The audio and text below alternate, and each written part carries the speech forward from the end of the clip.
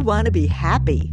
Don't you? Hi, I'm Conchetta, once again cueing everybody to be happy. That said, what's the opposite of happiness? Is it sadness? Sorrow? I have a question to contemplate today. What's the difference between sadness, sorrow, and despair? And what do you do when you're feeling sad about something? Do you think it's possible to get out of your sadness by cueing happiness? Well, what if you can't? For many reasons we'll soon discuss, I think can't is an unacceptable option. Now, sadness, for the most part, is a temporary emotion, usually caused by an event or a circumstance that, well, it makes us feel sad. For instance, there are times we can be affected when we hear a distressing report in the news. It's occurring outside our personal world, but nevertheless, we have an empathetic response to pain being felt by others, and it makes us sad. We can also have a temporary but palpable reaction to a personal event. Like when a neighbor you really like and see often moves away. The loss of that daily, pleasant connection in your life can bring about a brief but noticeable feeling of sadness. And when that happens, if you're generally a happy person, you move on and you let life take its course. I'm sure you can recall many things that made you feel sad. I mean, your day is going along just fine, and suddenly something unexpected happens and you moan, "Oh no." Now, that kind of sadness usually comes and goes fairly quickly, too. It's a relatively mild emotion that we survive when we realize, hey, it is what it is. There's no sense in staying upset over things we can't control. In fact, I explored It Is What It Is in a podcast with that title earlier this year that you can still listen to. But the danger of allowing sadness to occupy our consciousness for too long is when it slowly progresses into a deeper and much more distressing feeling, namely sorrow. Sorrow is different. That's an emotion that lingers, and just when you think it's gone, reappears at the most unexpected time or place. I remember being in Trader Joe's shopping for groceries and having this sudden, upsetting deja vu as I walked by packages of salad. Yes, salad. It was intense. I left my cart, walked out of the store, and got into my car because I knew I was about to burst into tears. I had glanced over at those salads and suddenly caught a vivid picture of my handicapped neighbor's face. How happy I made him when I carried in a Trader Joe's bag with such a simple treat. Chicken Caesar salad. Months had passed since his death. But that memory, wow, it triggered me back into a deep feeling of grief and sorrow. Sorrow is a big step up from sadness. So you may wonder, why is she talking about this in her I Want to Be Happy podcast? Well, because I think it's important to realize that sorrow and sadness are normal human emotions, and happiness is another one. We humans get to experience all three, and when I'm stuck in the troublesome emotions, I like to remind myself to take a breath and float up out of it. Happiness is always just a breath away. Well, okay, maybe sometimes a whole lot of breaths, but you have to start with the first one. And as they say, let go and let God.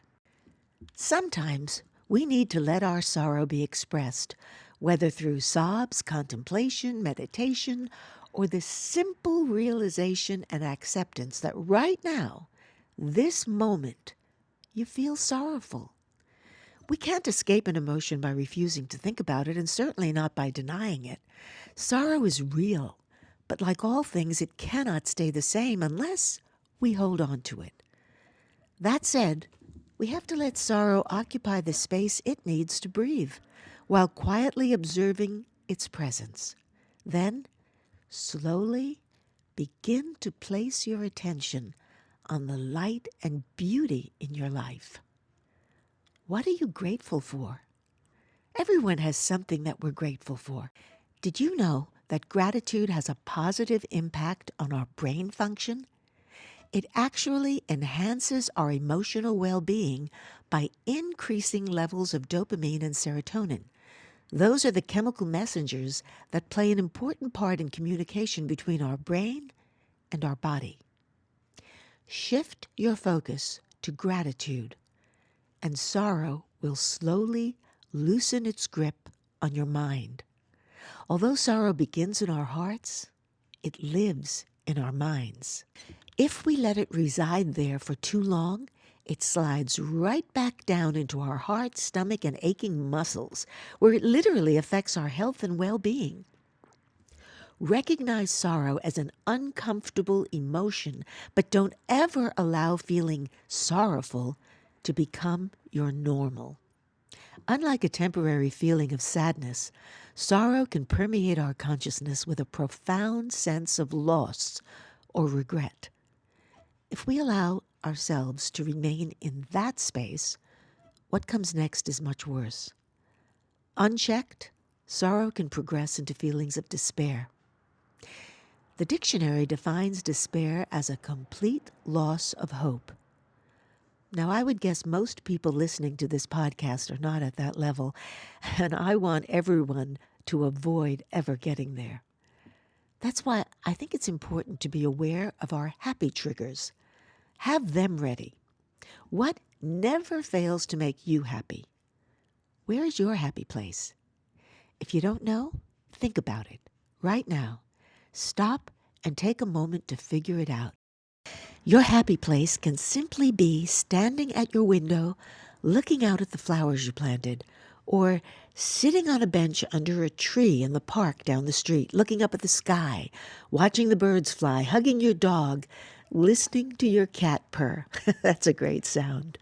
Or maybe you've set aside a quiet sanctuary in a corner of your own home where you can sit, be still, and breathe. If you don't have one yet, create it. Many years ago, mine was actually in a closet, the only space I could find. I have one now in my bedroom and another in a small corner of my office.